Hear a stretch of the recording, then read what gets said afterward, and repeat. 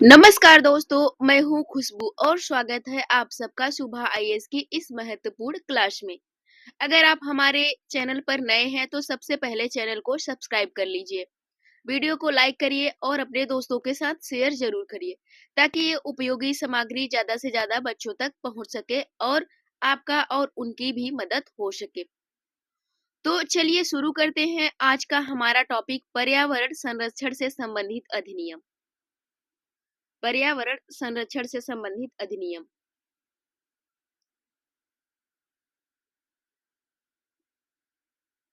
पर्यावरण संरक्षण से संबंधित अधिनियम यानी कि इन्वायरमेंटल प्रोटेक्शन एक्ट्स। यह अध्ययन है सिर्फ यूपीएससी के लिए बल्कि पीसीएस, आरओआरओ और अन्य सभी महत्वपूर्ण परीक्षाओं के लिए भी महत्वपूर्ण है। आज हम जानेंगे कि भारत में पर्यावरण की रक्षा के लिए कौन कौन से कानून बनाए गए हैं, उनकी पृष्ठभूमि क्या रही है और परीक्षा में उनसे जुड़े कौन कौन से प्रश्न पूछे गए हैं। तो ध्यान से सुनिए क्योंकि यह टॉपिक बार बार पेपर में पूछा जाता है, जैसा कि आप सब जानते हैं। तो सबसे पहले हम अपने चैप्टर की शुरुआत करते हैं बिना टाइम वेस्ट किए हुए। चलिए, वर्ष 1972 में स्टॉकहोम में आयोजित संयुक्त राष्ट्र के प्रथम मानव पर्यावरण सम्मेलन के निर्णयों को कार्यान्वित करने के उद्देश्य से भारत सरकार ने पर्यावरण संरक्षण अधिनियम 1986 पारित किया। यह अधिनियम केंद्र सरकार को शक्ति देता है कि वह अधिनियम के उपबंधों के अंतर्गत पर्यावरण की गुणवत्ता में सुधार लाने तथा संरक्षण के लिए पर्यावरणीय प्रदूषण के निवारण, नियंत्रण, उपशमन का उपाय करे।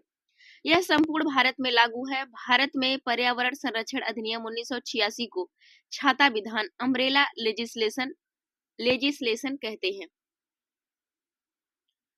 उल्लेखनीय है कि भोपाल गैस त्रासदी यानी दिसंबर 1984 के बाद भारत सरकार ने संविधान के अनुच्छेद 253 के तहत पर्यावरण संरक्षण अधिनियम 1986 को पारित किया। याद रखिएगा, अनुच्छेद 253 के तहत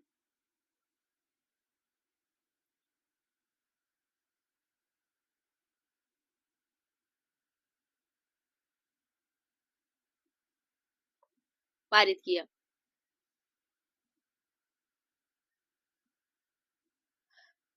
किया। इस अधिनियम ने पर्यावरण संरक्षण की दिशा में बनाए गए अन्य कानूनों में समन्वय बनाने और उन्हें मार्गदर्शन प्रदान करने में महत्वपूर्ण भूमिका निभाई है। जेनेटिक इंजीनियरिंग अनुमोदन समिति का गठन पर्यावरण संरक्षण अधिनियम 1986 के अधीन किया गया है। ध्यातव्य है कि 22 जुलाई 2010 को गजट नोटिफिकेशन के द्वारा जेनेटिक इंजीनियरिंग अनुमोदन समिति, जेनेटिक इंजीनियरिंग अप्रूवल कमेटी का नाम बदलकर आनुवांशिक इंजीनियरिंग आकलन समिति, जेनेटिक इंजीनियरिंग अप्रेसियल कमेटी कर दिया गया है। अब देखते हैं, पर्यावरण संतुलन के संरक्षण से प्रत्यक्ष संबंध वन नीति और पर्यावरण संरक्षण अधिनियम 1986 का है, जबकि औद्योगिक नीति और शिक्षा नीति में भी पर्यावरणीय दृष्टिकोण को सम्मिलित किया गया है। राष्ट्रीय हरित अधिकरण अधिनियम 2010 भारतीय संविधान के अंतर्गत दिए गए नागरिकों को स्वच्छ पर्यावरण में रहने के अधिकार को जीवन के अधिकार अनुच्छेद 21 में अंतर्निहित के अनुरूप है। इस अधिनियम के द्वारा देश में एक राष्ट्रीय हरित अधिकरण एनजीटी नेशनल ग्रीन ट्रिब्यूनल का गठन किया गया। तो इसका गठन कब किया गया था? 2010 में। एनजीटी का गठन कब किया गया था? 2010 में। इसको याद रखिएगा। इसका मुख्यालय कहाँ है? इसका मुख्यालय आपका हो जाएगा दिल्ली। इसका मुख्यालय दिल्ली में है एनजीटी का, नेशनल ग्रीन ट्रिब्यूनल।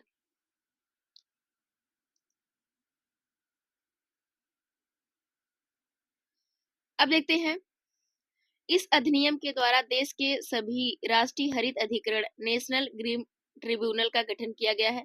वर्तमान में इसके अध्यक्ष जस्टिस प्रकाश श्रीवास्तव हैं। राष्ट्रीय हरित अधिकरण की स्थापना राष्ट्रीय हरित अधिकरण अधिनियम 2010 के तहत 18 अक्टूबर 2010 को की गई। इसकी स्थापना पर्यावरण बचाव एवं वन संरक्षण एवं प्राकृतिक संसाधन सहित पर्यावरण से संबंधित किसी भी कानूनी अधिकार के प्रवर्तन, पीड़ित व्यक्ति अथवा क्षतिग्रस्त संपत्ति के लिए क्षतिपूर्ति प्रदान करने और इससे जुड़े मामलों का प्रभावशाली और तीव्र गति से निपटारा करने के लिए की गई है। उल्लेखनीय है कि अधिकरण पर्यावरण के मामलों में द्रुत गति से पर्यावरणीय न्याय देंगे और उच्च न्यायालयों के मुकदमों के भार को कम करने में मदद करेंगे। अब देखते हैं पर्यावरण संरक्षण से संबंधित जितने सारे अधिनियम हैं, उनसे जुड़े जो प्रीवियस ईयर क्वेश्चन हैं, उनको हम देख लेते हैं। तो इसी आधार पे सबसे पहला प्रश्न है आपके सामने कि भारत में पर्यावरण संरक्षण अधिनियम पारित हुआ। तो भारत में पर्यावरण संरक्षण अधिनियम कब पारित हुआ? 1986 में। आपका सही उत्तर हो जाएगा 1986 में। पर्यावरण संरक्षण अधिनियम the environmental protection act Bharat में 1986 में पारित हुआ। यह संपूर्ण भारत में लागू है इस टाइम, प्रेजेंट टाइम में। इसका सही उत्तर 1986 हो जाएगा। अगला प्रश्न है आपके सामने। अगला प्रश्न है आपके सामने, पर्यावरण के परिरक्षण एवं संरक्षण हेतु पर्यावरण संरक्षण अधिनियम भारत सरकार द्वारा कब पारित किया गया? इसका सही उत्तर हो जाएगा 1986। कई बार होता है कि एक ही प्रश्न को कई तरीके से पूछा जाता है, घुमा फिरा कर। हालांकि इसको याद रखिएगा 1986।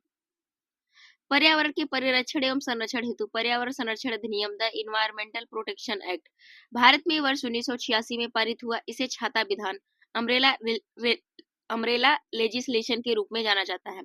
वर्ष 1972 में स्टॉकहोम में आयोजित संयुक्त राष्ट्र के प्रथम मानव पर्यावरण सम्मेलन के निर्णयों को कार्यान्वित करने के उद्देश्य से भारत सरकार ने पर्यावरण संरक्षण अधिनियम 1986 पारित किया।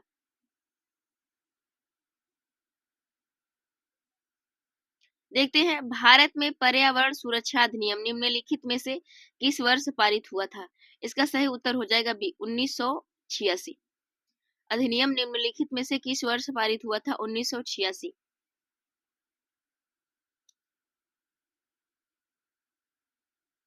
निम्नलिखित वर्षों में से कब पर्यावरण संरक्षण अधिनियम पारित हुआ था? इसका सही उत्तर हो जाएगा बी, 1986। निम्नलिखित में से किस वर्ष में भारत सरकार द्वारा पर्यावरण संरक्षण अधिनियम पारित किया गया? इसका सही उत्तर हो जाएगा 1986। देखिए, एक ही प्रश्न को कितने तरीके से पूछा गया और कितनी बार पूछा गया।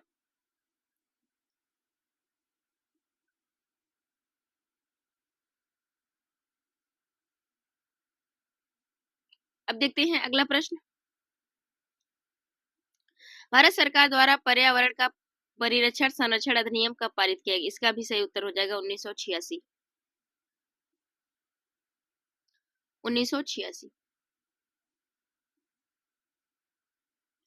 भारत सरकार ने पर्यावरण की रक्षा और सुधार के लिए पर्यावरण संरक्षण अधिनियम पारित किया था। इसका सही उत्तर हो जाएगा 1986। भारत सरकार ने पर्यावरण की गुणवत्ता और रक्षा सुधार के लिए पर्यावरण संरक्षण अधिनियम 1986 में अधिनियमित किया था। इस अधिनियम में कुल 4 अध्याय, 26 धाराएं।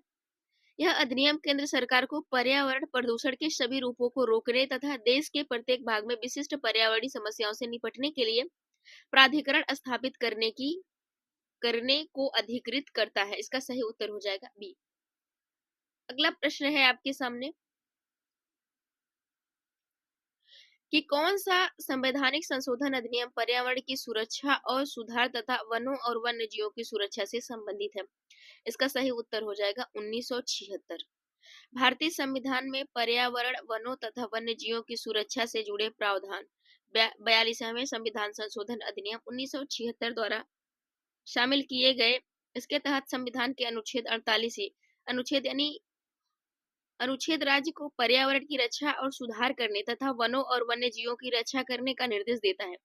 51 में कहा गया है कि यह अनुच्छेद भारत के नागरिकों के लिए कुछ मौलिक कर्तव्यों का प्रावधान करता है जो पर्यावरण की रक्षा और सुरक्षा से संबंधित है। यानी कहने का मतलब यह है कि जो संविधान में पर्यावरण से जुड़े, जो वन्य जीवों से जुड़े हुए प्रावधान है, एक तो सबसे पहला है 42वें संविधान संशोधन द्वारा 1976 में 48 ए जोड़ा गया। उसके बाद जो है कि जो हमारा मूल कर्तव्य है उसमें 51 ए है, वहां भी कहा गया है कि मौलिक कर्तव्यों का प्रावधान है जो पर्यावरण की रक्षा और सुधार से संबंधित है। इस तरीके से पर्यावरण से रिलेटेड चीजें, पर्यावरण से रिलेटेड प्रावधान हमारे संविधान में किए गए हैं। याद रखिएगा आप सब।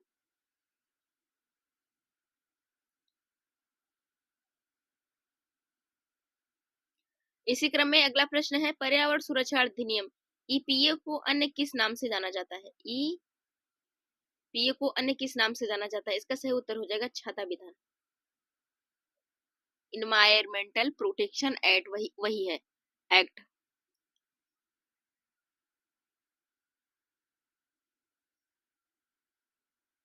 अब देखिए आपके सामने अगला प्रश्न है जो कि ISPT में 2015 में पूछा गया था। पीटी 2015 में पूछा गया। जेनेटिक इंजीनियरिंग अनुमोदन समिति का गठन निम्नलिखित में से किसके अधीन किया गया है? इसका सही उत्तर आपका हो जाएगा पर्यावरण संरक्षण अधिनियम 1986।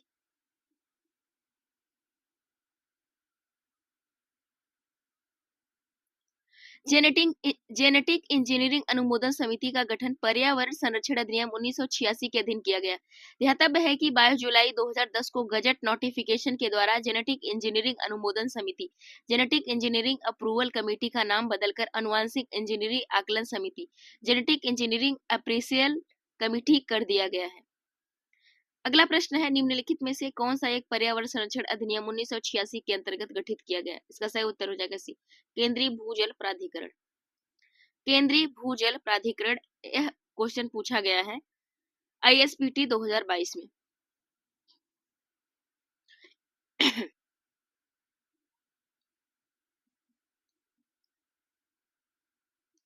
केंद्रीय भूजल प्राधिकरण। केंद्रीय भूजल प्राधिकरण का गठन पर्यावरण संरक्षण अधिनियम 1986 की धारा 3 के तहत किया गया है।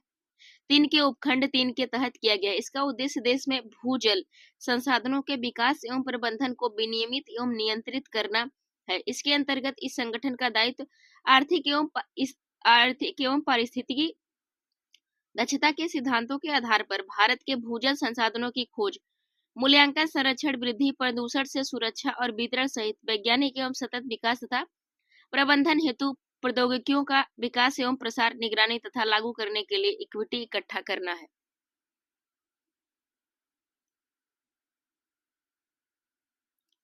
निम्नलिखित में से कौन पर्यावरण संतुलन के संरक्षण से संबंधित है? कौन पर्यावरण संतुलन के संरक्षण से संबंधित है? तो देखिए यहाँ पे पर्यावरण संतुलन के संरक्षण से संबंधित है। तो चारों विकल्प हम अच्छे से देखते हैं। वन नीति हो गई जो कि सही है, पर्यावरण सुरक्षा अधिनियम 1986 हो गया, यह भी सही है, औद्योगिक नीति हो गई, यह भी सही है, शिक्षा नीति हो गई, यह भी सही है। अगर हम देखें संतुलन के संरक्षण से संबंधित है तो इसको हम कहेंगे सभी चारों। इसका सही उत्तर हो जाएगा डी। देखिए पर्यावरण संतुलन के संरक्षण से प्रत्यक्षता संबंध वन नीति और पर्यावरण सुरक्षा अधिनियम 1986 का, जबकि औद्योगिक नीति और शिक्षा नीति में भी पर्यावरणीय दृष्टिकोण को सम्मिलित किया गया, इसलिए आपका सही उत्तर डी हो जाएगा। अगला है नेशनल ग्रीन ट्रिब्यूनल का भारत सरकार द्वारा कब स्थापित किया गया था? इसका सही उत्तर हो जाएगा 2010 सी।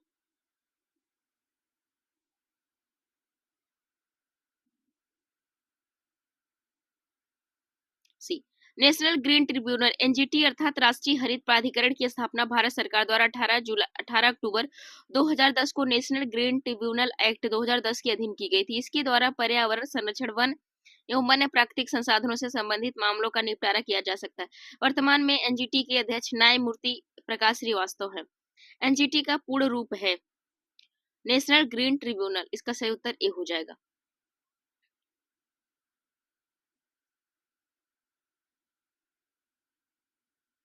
अगला प्रश्न है आपके सामने, भारत के परिप्रेक्ष्य में निम्नलिखित में से कौन सा कथन जलवायु परिवर्तन के दुष्प्रभाव के संदर्भ में सत्य नहीं है? इसका सही उत्तर हो जाएगा कि अभी हाल ही में दक्षिण अफ्रीका के सन सिटी में आयोजित बेसिस की 19वीं बैठक में शामिल न होना। स्वच्छ विकास नीति CDM UNFCCC के क्योटो प्रोटोकॉल की धारा 12 के अंतर्गत वर्णित है। इसके तहत अनेक्सर वन के विकसित देश गैर अनेक्सर वन के देशों में स्वच्छ विकास युक्ति परियोजनाएं कार्यान्वित कर कार्बन क्रेडिट प्राप्त कर सकते हैं। कार्बन क्रेडिट का उपयोग विकसित देश अपनी राष्ट्रीय उत्सर्जन प्रतिबद्धताओं में हुई कमी को पूरा करने में कर सकते हैं। भारत सरकार द्वारा जलवायु परिवर्तन के दुष्प्रभाव को कम करने के लिए नेशनल एडॉप्टेशन फंड की स्थापना की गई है। बेसिक की 19वीं बैठक में शामिल न होने का जलवायु परिवर्तन के दुष्प्रभाव का सामना करने से कोई संबंध नहीं है। अब देखते हैं अगला प्रश्न।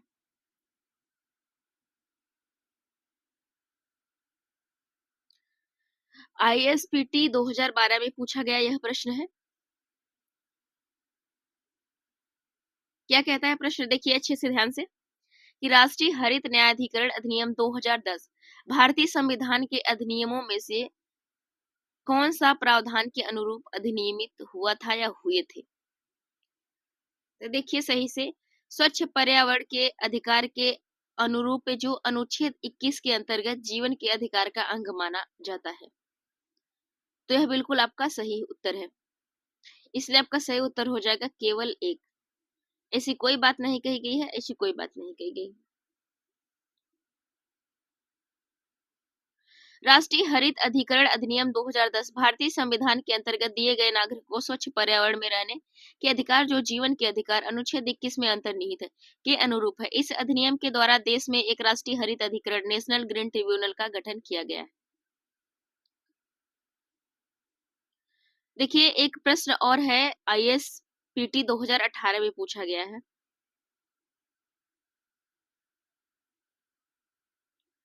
ISPT 2018 में पूछा गया है, यह प्रश्न आपके सामने है।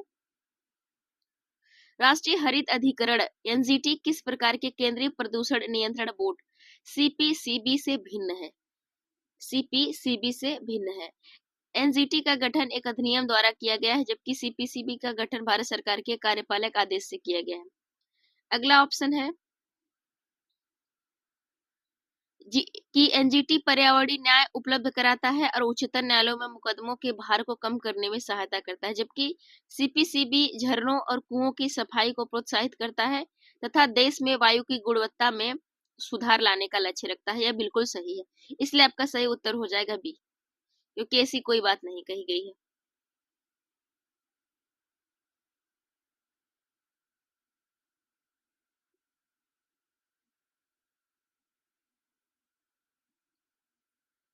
राष्ट्रीय हरित अधिकरण की स्थापना 18 अक्टूबर 2010 में राष्ट्रीय हरित अधिकरण अधिनियम 2010 के तहत वनों एवं अन्य प्राकृतिक संसाधनों के पर्यावरण संरक्षण से संबंधित मामलों के प्रभावी एवं तीव्र निपटान के लिए की गई थी।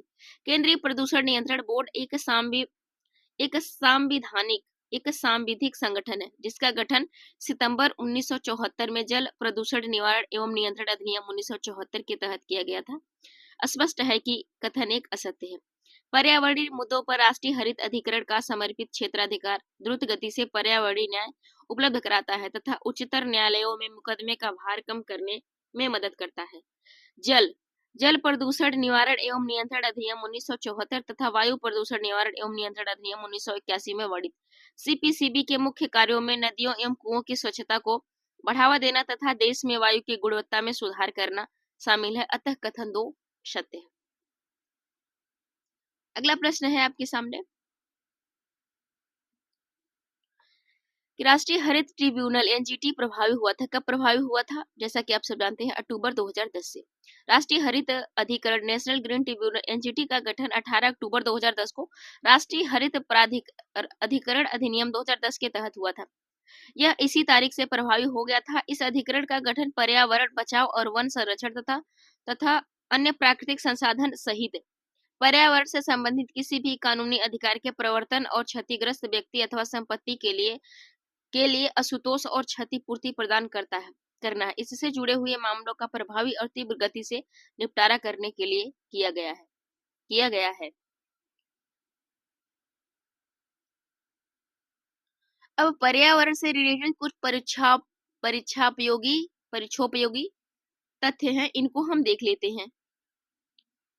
एग्जाम से रिलेटेड कुछ फैक्ट हैं, इनको देख लेते हैं। पर्यावरण से संबंधित महत्वपूर्ण तथ्य निम्नलिखित है। प्राकृतिक वनस्पति जलवायु का सही सूचकांक है। वातावरण में कार्बन डाइऑक्साइड की बढ़ती मात्रा से हो रहे जलवायु परिवर्तन से प्राकृतिक वनस्पति में भी परिवर्तन हो रहे हैं। जल प्रिय पौधे water loving plants and aquatic plant है। वे हैं जो जल में, जैसे कि वाटर लिली, दलदली भूमि में या तालाबों के किनारे पाए जाते हैं। जलवायु की आर्द्रता कम होने पर इनका क्षरण होने लगता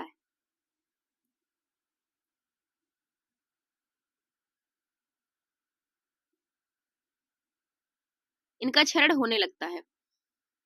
इको मार्क प्रमाण पत्र भारतीय उत्पादों को दिया जाता है जो पर्यावरण के प्रति मैत्रीपूर्ण है। प्रमाण पत्र भारतीय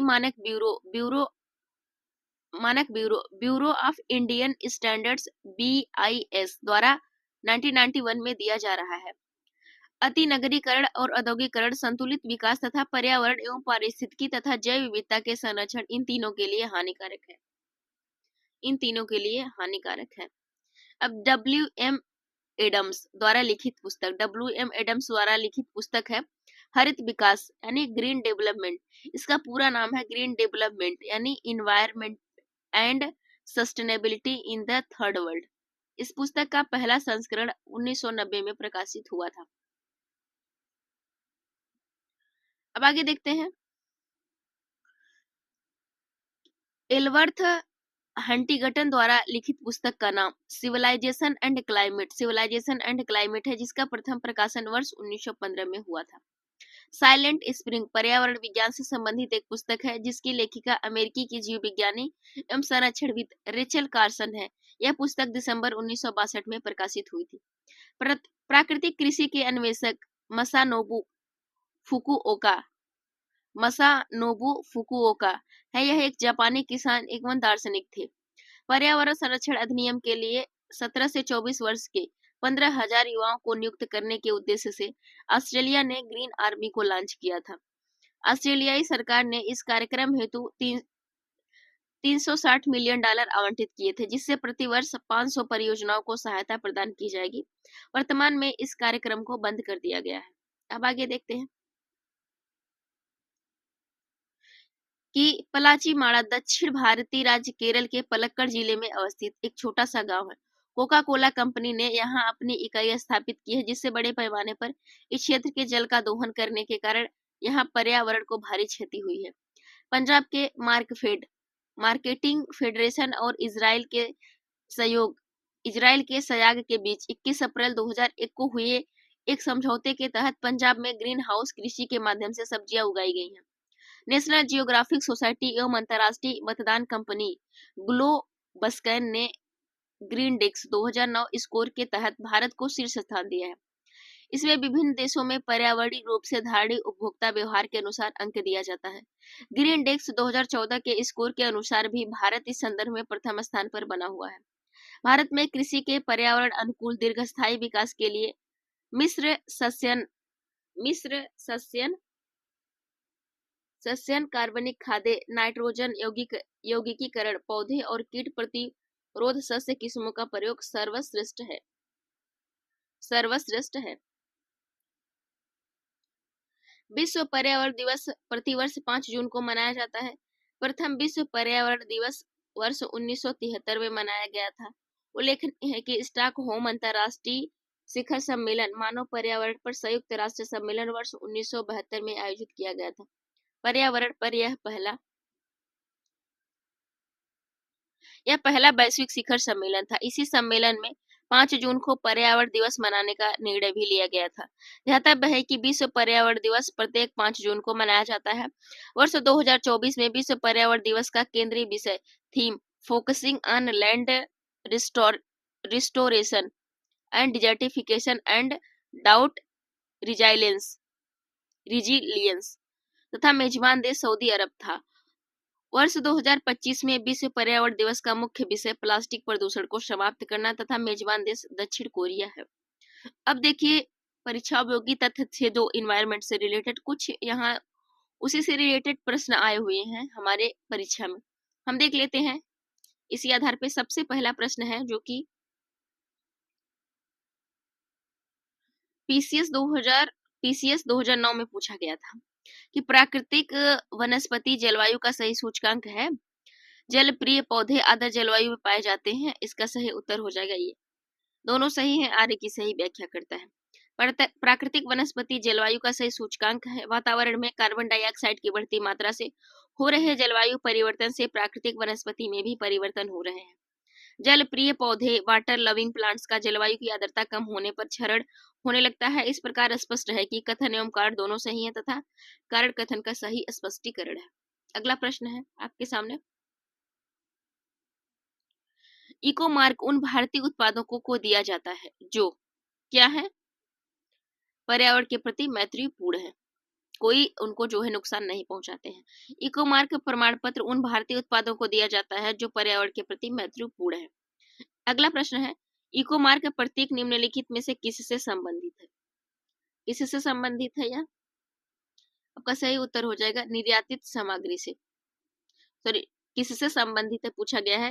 इसका सही पर्यावरण के लिए सुरक्षित सामग्री से, यानी पर्यावरण को किसी प्रकार का नुकसान नहीं पहुंचाएगी यह वस्तु। अगला प्रश्न है आपके सामने, पर्यावरण अनुकूल उपभोक्ता उत्पादों को चिन्हित करने के लिए सरकार ने आरंभ किया है। इसका सही उत्तर हो जाएगा इको मार्क। 1962 में प्रकाशित पुस्तक साइलेंट स्प्रिंग, जिससे विश्व के पर्यावरणीय आंदोलन को गति मिली, इसके लेखक कौन है? सही उत्तर हो जाएगा Rachel Carson. Rachel Carson. Silent spring पर्यावरण विज्ञान से संबंधित एक पुस्तक है जिसकी लेखिका अमेरिकी जीव विज्ञानी एवं संरक्षणविद रेचल कार्सन है। यह पुस्तक 1962 में प्रकाशित हुई। अगला प्रश्न है, नगरीकरण और औद्योगिकरण हानिकारक है। इसका सही उत्तर हो जाएगा सभी के लिए, यानी कि विकास के लिए, पर्यावरण पारिस्थितिकी के लिए, जैव विविधता के संरक्षण के लिए, सभी के लिए यह हानिकारक है। अगला प्रश्न है आपके सामने, अति नगरीकरण और औद्योगिकरण संतुलित विकास पारिस्थितिकी तथा जैव विविधता के संरक्षण, इन तीनों के लिए हानिकारक है। हरित हरित विकास ग्रीन डेवलपमेंट का लेखक है। इसका सही उत्तर हो जाएगा डी, डब्ल्यू.एम. एडम्स।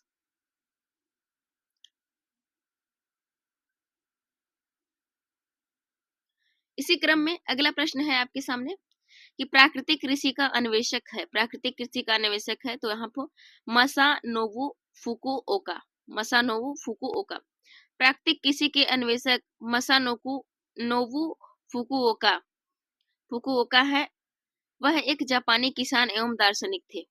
पर्यावरण संरक्षण के लिए ग्रीन आर्मी को किसने प्रारंभ किया? इसका सही उत्तर हो जाएगा सी, ऑस्ट्रेलिया। पर्यावरण संरक्षण के लिए ऑस्ट्रेलिया ने ग्रीन आर्मी को लॉन्च किया था। अगला प्रश्न है आपके सामने,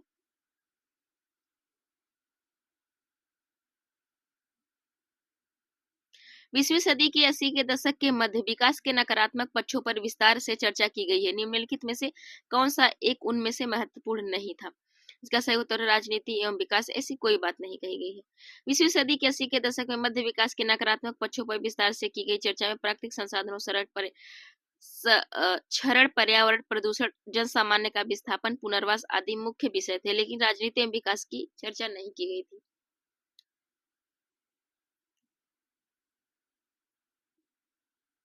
अगला है पलाची माड़ा, जो पर्यावरण की अपार क्षति के कारण चर्चा में था। इसका सही जो है था अवस्थित है कहाँ है? पलाची माड़ा। इसका सही उत्तर है केरल में, जैसा कि आप सब जानते हैं। पलक्कड़ जिले में अवस्थित एक छोटा सा गांव है। अगला है ग्रीन वाश इंगित करता है। ग्रीन वाश क्या इंगित करता है? इंगित करता है पर्यावरण संरक्षण का झूठा वादा। अगला प्रश्न है, यहाँ पे देखिए इसका एनालिसिस क्या है।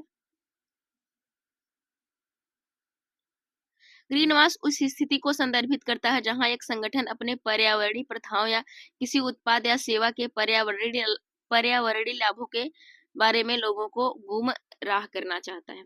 निम्नलिखित में से कौन सा एक ग्रीन वाशिंग शब्द का सर्वोत्तम वर्णन है? मिथ्या रूप से यह प्रभाव व्यक्त करना कि कंपनी के उत्पाद पारिस्थितिकी अनुकूली, इको फ्रेंडली और पर्यावरणीय रूप से उपयुक्त है। ग्रीन वॉशिंग एक भ्रामक अवधारणा देने या किसी कंपनी के उत्पाद पर्यावरण की दृष्टि से बेहतर होने के बारे में भ्रामक जानकारी प्रदान करने की प्रक्रिया है। ग्रीन वॉशिंग एक तरह से उपभोक्ताओं से किया गया भ्रामक वादा होता है जो यह स्थापित करने का प्रयास करता है कि अमुक उत्पाद पर्यावरण के अनुकूल है। इस प्रकार विकल्प ए ग्रीन वॉशिंग शब्द का सर्वोत्तम वर्णन है। अगला प्रश्न है, भारत के निम्नलिखित राज्यों में से किसने हाल ही में हरित गृह कृषि ग्रीन हाउस फार्मिंग आरंभ की है? इसका सही उत्तर हो जाएगा पंजाब।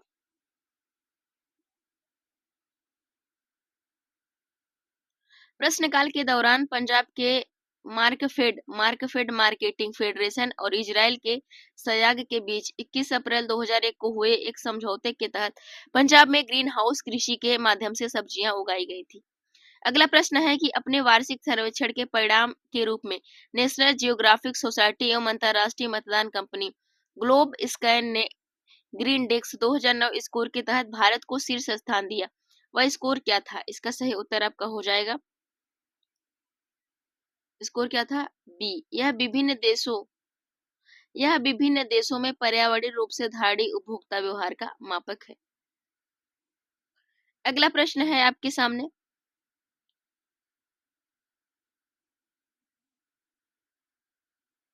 यहाँ पे इस प्रश्न का एनालिसिस देख लेते हैं कि नेशनल जियोग्राफिक सोसाइटी एवं अंतरराष्ट्रीय मतदान कंपनी ग्लोब स्कैन ने ग्रीन डेस्क 2009 स्कोर के तहत भारत को शीर्ष स्थान दिया। इनमें विभिन्न देशों में पर्यावरणीय रूप से धारणीय उपभोक्ता व्यवहार के अनुरूप अंक दिया जाता है। विश्व पर्यावरण दिवस किस तारीख को मनाया जाता है? 5 जून को।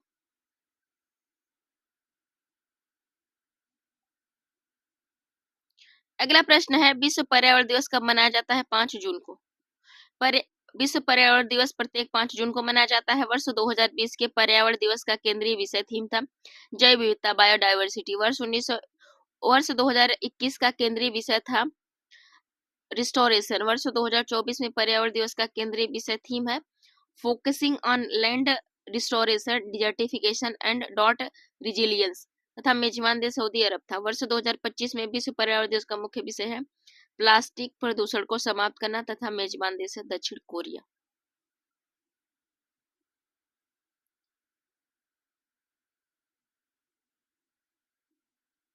अगला प्रश्न है, समृद्धि की सीमा की अवधारणा प्रतिपादन किसके द्वारा किया गया था? इसका सही उत्तर हो जाएगा क्लब ऑफ रोम के द्वारा। अप्रैल 1968 में 10 देशों के 30 व्यक्तियों का एक समूह है जिनमें वैज्ञानिक, शिक्षक, अर्थशास्त्री, मानवतावादी तथा प्रकाशक आदि शामिल थे कि रोम के एकेडमिया लिंसी में बैठक हुई। इस बैठक से ही क्लब ऑफ रोम का विकास हुआ। इसी क्लब ऑफ रोम के द्वारा ही द लिमिट्स टू ग्रोथ का प्रतिपादन किया गया था। अगला प्रश्न देखिए, आईएएस के पीटी 2018 में पूछा गया था। जलवायु अनुकूल कृषि के लिए वैश्विक सहसंबंध global alliance for climate smart agriculture GACSA के संदर्भ में निम्नलिखित में से कौन सा कथन सही है? इसका सही उत्तर हो जाएगा आपका कि GACSA में सदस्यता से कोई बंधनकारी दायित्व उत्पन्न नहीं होता है। इसका एनालिसिस देख लेते हैं, इसका सही उत्तर हो जाएगा बी।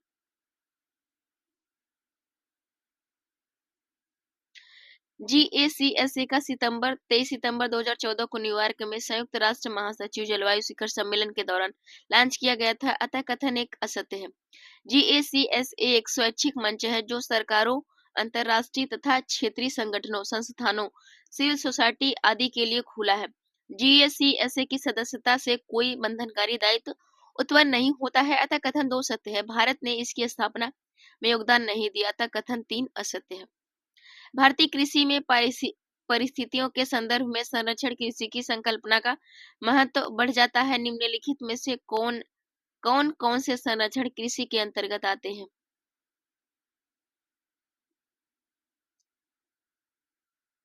यह पूछा गया है आईएएस के प्री 2018 में। तो देखिए, हम प्रश्न को देखते हैं कि भारतीय कृषि में परिस्थितियों के संदर्भ में निम्नलिखित के संदर्भ में संरक्षण कृषि की संकल्पना का महत्व बढ़ जाता है। निम्नलिखित में से कौन से संरक्षण कृषि के अंतर्गत आते हैं? एक, धान्य कृषि पद्धतियों का परिहार गलत है। न्यूनतम जोत को अपनाना बिल्कुल सही है। बागानी फसलों की खेती का परिहार, ऐसी कोई बात नहीं कही गई है। मृदा धरातल को ढकने के लिए फसल अवशिष्ट का उपयोग सही है। स्थानिक एवं कालिक फसल अनुक्रमण या फसल आवर्तनों को अपनाना, इसका सही उत्तर हो जाएगा 2, 4, 5। 2, 4, 5। 2, 4, 5। संरक्षण कृषि वह पद्धति है जिसमें कृषिगत लागत को कम रखते हुए अत्यधिक लाभ व टिकाऊ उत्पादकता लाई जा सकती है। साथ ही प्राकृतिक संसाधनों जैसे मृदा, जल, वातावरण व जैविक कारकों संतुलित वृद्धि होती है। इनमें कृषि क्रियाओं का उदाहरण जैसे शून्यकर्षण, अति न्यूनीकर्षण, जीरो टिलेज, मिनिमम टिलेज के साथ कृषि रसायनों एवं कार्बनिक एवं अकार्बनिक स्रोतों का संतुलित व समुचित प्रयोग होता है ताकि कृषि की विभिन्न जैव क्रियाओं पर विपरीत प्रभाव न हो। संरक्षित संरक्षित खेती में न्यूनतम जुताई, फसल अवशेष मृदा की सतह पर बने रहते हैं। मृदा क्षरण बहुत कम हो जाता है। सामान्यतः 30% तक फसल अवशेषों द्वारा मृदा ढका रहना आवश्यक है। संरक्षित खेती में फसल विविधीकरण एवं फसल चक्र अपनाना अति आवश्यक है। सामान्यतः किसान ही एक प्रकार का फसल चक्र कई वर्षों तक अपनाते हैं। जैसे धान गेहूं फसल प्रणाली वर्षों से किसान एक ही खेत में लगा रहे हैं, जो मिट्टी की उर्वरता को बनाए रखता है तथा फसल से संबंधित कीटों एवं रोग व्याधि को भी कम करता है।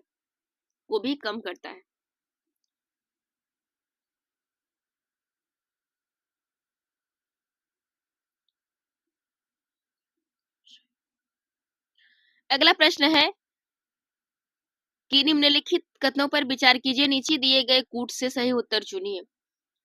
भारत एक नगरीय जनाधिक्य वाले देश का उदाहरण है। यह गलत है।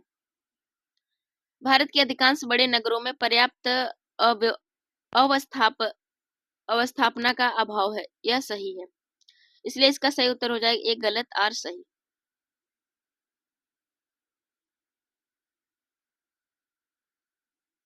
अगला प्रश्न है आपके सामने, निम्नलिखित में से किस एक को छोड़कर बाकी सभी देश की प्राकृतिक पूंजी में सम्मिलित किए जाते हैं? सड़कें। वन, जल एवं खनिज देश की प्राकृतिक पूंजी में सम्मिलित किया जाता है, जबकि सड़कें प्रतिकूल प्राकृतिक पूंजी में सम्मिलित नहीं की जाती है। निम्नलिखित में से कौन सा एक स्मार्ट नगर विकास का लक्ष्य नहीं है? सी, जीवन की गुणवत्ता का स्थिरीकरण। स्मार्ट शहर का उद्देश्य स्थानीय क्षेत्र के विकास को साकार करना और तकनीक का उपयोग कर विशेषकर एक ऐसी तकनीक जिसके स्मार्ट परिणाम मिले, आर्थिक विकास को बढ़ावा देना, लोगों के जीवन की गुणवत्ता में सुधार लाना, क्षेत्र आधारित विकास में मलिन बस्तियों को बेहतर नियोजित शहर में रूपांतरित करने सहित और मौजूदा क्षेत्रों का रूपांतरण, पुनः समायोजन और पुनः विकास होगा। शहरी क्षेत्रों की बढ़ती आबादी को समायोजित करने के लिए शहरों के इर्द गिर्द एक नए क्षेत्र, हरित क्षेत्र विकसित किए जाएंगे। स्मार्ट समाधानों के प्रयोग से शहर अवसंरचना और सेवाओं में सुधार करने हेतु तकनीक, सूचना और आंकड़ों का उपयोग कर सकेंगे। इस तरह से व्यापक विकास से जीवन की गुणवत्ता में सुधार होगा, रोजगार सृजित होगा और सभी विशेषकर गरीब एवं उपेक्षित लोगों की आय में बढ़ोतरी होगी, जिससे शहर समावेशी बनेंगे। जिससे शहर समावेशी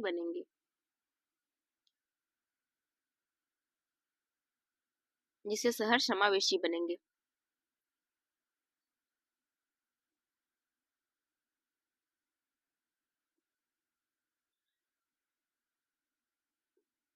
दोस्तों, आज की इस कक्षा में हमने समझा कि भारत में पर्यावरण संरक्षण अधिनियम से जुड़े मुख्य अधिनियम, जैसे पर्यावरण संरक्षण अधिनियम 1986, इसकी पृष्ठभूमि 1972 के स्टॉकहोम सम्मेलन और आगे चलकर राष्ट्रीय हरित अधिकरण अधिनियम 2010 तक पूरी होती है। इन अधिनियमों का मुख्य उद्देश्य है हमारे पर्यावरण की गुणवत्ता को बनाए रखना, प्रदूषण पर नियंत्रण रखना और आने वाली पीढ़ियों के लिए प्रकृति को सुरक्षित रखना। आशा है कि आपको यह कक्षा उपयोगी लगी होगी।